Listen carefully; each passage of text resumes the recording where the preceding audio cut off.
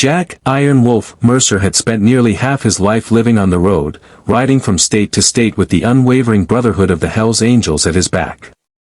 He wasn't a bad man, just a man who'd lived a hard life, made rough choices, and carried regrets like stones in his pocket.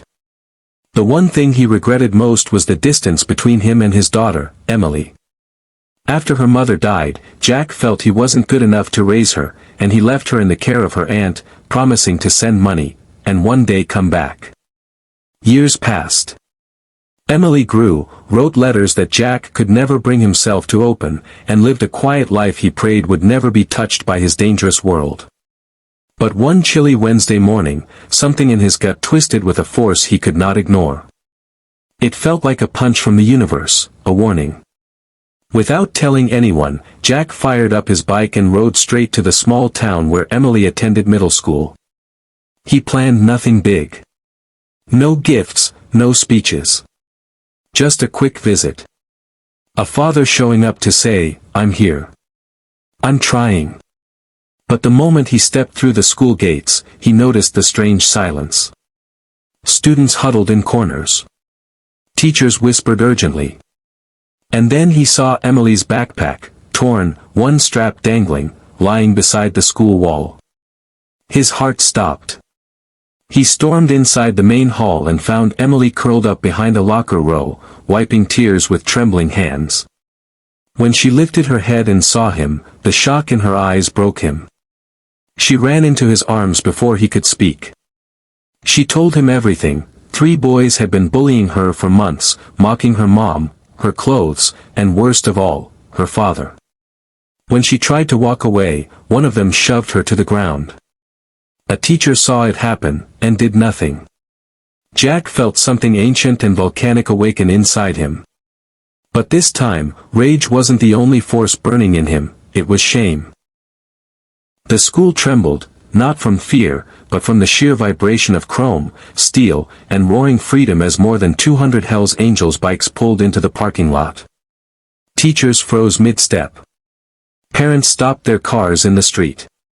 Students pressed their faces to the windows, whispering in disbelief as the riders formed a protective ring around the school, engines rumbling like the heartbeat of a giant. Jack stood at the center with Emily holding his hand, her eyes widening not in fear, but awe. She had never seen her father like this, a leader, respected, feared, and surrounded by a brotherhood that treated loyalty as sacred. The school principal rushed outside, pale and trembling. "Mr. Mercer, this isn't necessary." Jack stepped forward, voice calm but sharp as broken glass. "My daughter was bullied. Your staff ignored it. Today, we fix that."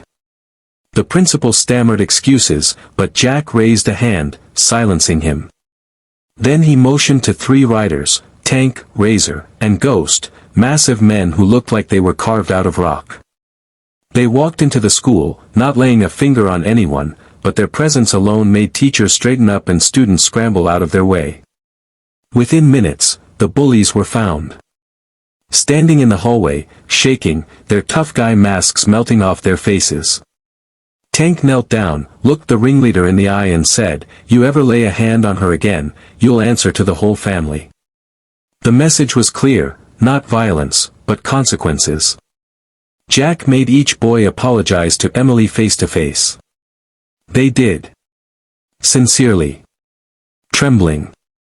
Respectfully. Outside, the angels clapped in approval as Emily stepped forward, shoulders back, chin high.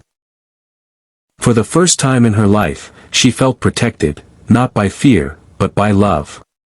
Then Iron Wolf knelt in front of her. "I'm sorry I wasn't here," he whispered. "But I'm here now. And I'm staying."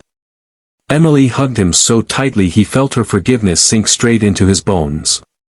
The riders cheered, revving their engines in a beautiful, thunderous salute. What started as a small unannounced visit turned into a moment that changed everything. The school learned a lesson. The bullies learned respect. Emily found her voice. And Jack Mercer, Iron Wolf, found his way back to his daughter. Before riding out, Jack looked around at the students watching from the steps and said, "Family protects family. Remember that. And as the angels rode away, engines echoing down the highway, Emily slipped her hand into her father's and whispered, "Can we spend the day together?" For the first time in years, Jack smiled with a full heart. "I'd like nothing more." If you want more stories like this, full of emotion, twists, and unforgettable moments, make sure to subscribe. Your support helps us keep bringing powerful stories to life.